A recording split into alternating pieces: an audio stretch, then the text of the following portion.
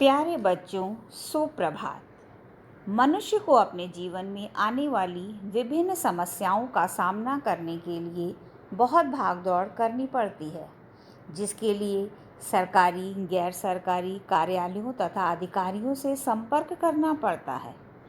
किंतु आज के व्यस्तता के युग में व्यक्ति सभी जगह पर व्यक्तिगत तौर पर उपस्थित नहीं हो सकता, अतः पत्रों के माध्यम से विचारों का आदान प्रदान सरल, सहज व सशक्त रूप से कर सकता है।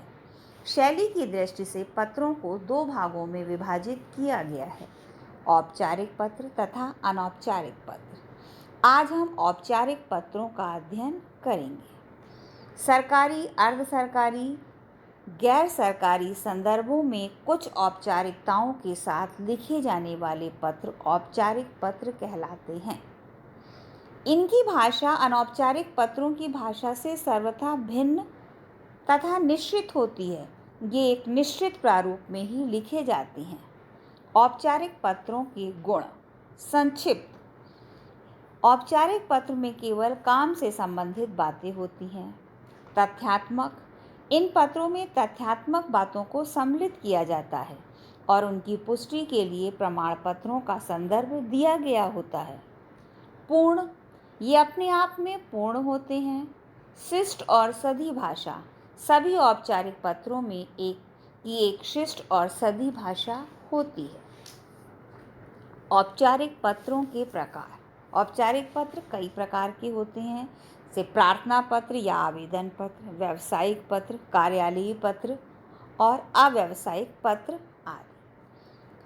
प्रार्थना पत्र। प्रार्थना पत्र भी कई प्रकार के होते हैं, जैसे छात्र छात्राओं द्वारा प्रधानाचार्य, प्राचार्य आदि को लिखे जाने वाले पत्र, नौकरी प्राप्त करने के लिए लिखे जाने वाले पत्र, नगर, ग्राम, जिले, राज्य के अधिकारियों को लिखे जाने वाले शिकायती पत्र भी इसके अंतर्गत आते हैं।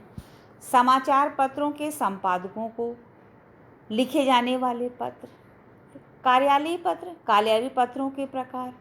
कार्यालयीय पत्र, सरकारी पत्र और अर्ध सरकारी पत्र। कार्यालय में सरकारी पत्र के अंतर्गत ये पत्र सरकारी कार्यालयों द्वारा दूसरे कार्यालयों, अधिकारियों तथा जनसाधारण को सरकारी कार्यों के प्रयोजन, योजनाओं और उनके अनुपालन आदि के लिए लिखे जाते हैं।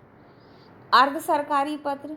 ये पत्र सरकारी कार्यालयों के अधिकारियों द्वारा दूसरे कार्यालय के अधिकारियों को व्यक्तिगत रूप से लिखे जाते हैं। इनमें सरकारी पत्रों की तरह आदेश निर्देश न होकर व्यक्तिगत रूप से अनुरोध किया जाता है। व्यावसायिक पत्र। व्यापारी वर्ग, उत्पादन कंपनियों, व्यावसायिक संस्थानों, बैंक, बीमा आदि कंपनियों द्वारा अपने व्यापार से संबंधित जो पत्र अपने ग्राहकों, प्रतिनिधियों, दूसरी कंपनियों आदि को क्रय विक्रय अथवा पैसों के लेन देन के संबंध में लिखे जाते हैं, वे व्यावसायिक पत्र कहलाते हैं। अव्यावसायिक पत्र। स्वयंसेवी संस्थाएं, धर्मार्थ, साहित्यिक संस्थाएं आदि जो व्यवसाय न करके लोकहित का कार्य करती हैं, इन सब संस्थाओं से किए जाने वाले पत्राचार के अंतर्गत जो पत्र लिखे जाते हैं, उन्हें अव्यावसायिक पत्र कहते हैं। पत्रों के प्रकार तथा पाने वाले के संबंध के अनुसार ही इनका संबोधन किया जाता है। अब औपचारिक पत्रों के प्रयोग में लाई जाने वाली शब्दावली के बारे में जानते हैं। जैसे आवेदन पत्र, प्रार्थना पत्र या आवेदन पत्र हम कर रहे हैं तो संबंध क्या होगा? प्रधानाचार्य, दुकान, फर्म, किसी का भी नाम है। संबोधन महोदया, मान्यवर, आदरणीय, आदरणीय। समापन होगा आपका, आज्ञाकारी, शिष्य, प्रार्थी आदि। व्यावसायिक पत्र लिखेंगे तो व्यावसायिक पत्र में संबंध वाले को पुस्तक विक्रेता, मैनेजर, प्रकाशक आदि संबंध है तो उसका संबोधन होगा श्रीमान, मान्यवर, महोदय और समापन भवदीय, निवेदन आदि। अब हम देखते हैं कि इन पत्रों को लिखते कैसे हैं, इनके अंग बताते हैं। औपचारिक पत्रों के अंग। शीर्ष।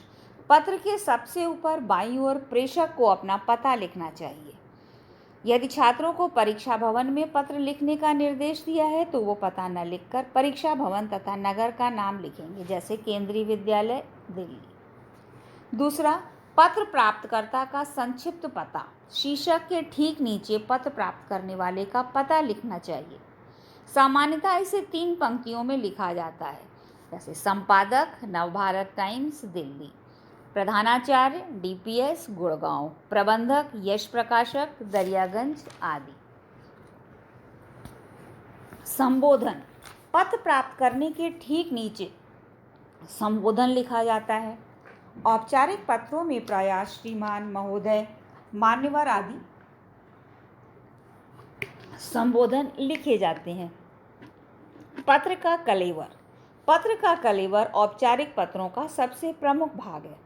इसे 3 भागों में बांटकर लिखा जाता है, प्रारंभ, मध्य और अंत। प्रारंभ। यदि पत्र पहली बार लिखा जा रहा है तो प्रारंभ वाक्य परिचयात्मक होंगे। यदि किसी पत्र का उत्तर दिया जा रहा है तो पूर्व पत्र की संख्या, विषय आदि का संदर्भ बताते हुए लिखना चाहिए। मध्य। मध्य में पत्र लेखक उन सब बातों का उल्लेख करेगा जिन्हें वह प्रेषित करना चाहता है। समापन। यह पूरे पत्र का निष्कर्ष होता है। जो कुछ भी पत्र के मध्य भाग में लिखा है उसी का सार 1-2 पंक्तियों में आना चाहिए। समापन के वाक्य इस प्रकार होते हैं: अपेक्षित पुस्तकों को तत्काल भिजवाने की व्यवस्था हो, या हमारे अनुरोध पर जो भी कार्यवाही की गई है उससे तत्काल अवगत कराएं। उसके बाद है स्वनिर्देश। पत्र के मुख्य कलेवर के बाद स्वनिर्देश लिखे जाने चाहिए, जैसे भवदीय, उत्तरापेक्षी, आपका आदि। हस्ताक्षर। स्वनिर्देश के ठीक नीचे पत्र भेजने वाले को हस्ताक्षर करना चाहिए तथा हस्ताक्षर के ठीक नीचे कोष्ठक में अपना नाम लिखना चाहिए। परीक्षा भवन में भेजे गए पत्रों में छात्र ना तो हस्ताक्षर लिखेंगे ना ही अपना नाम लिखेंगे। वे का, खा, गा या आ, बा, सा आदि लिख सकते हैं। फिर हस्ताक्षर के नीचे दिनांक अवश्य लिखना चाहिए।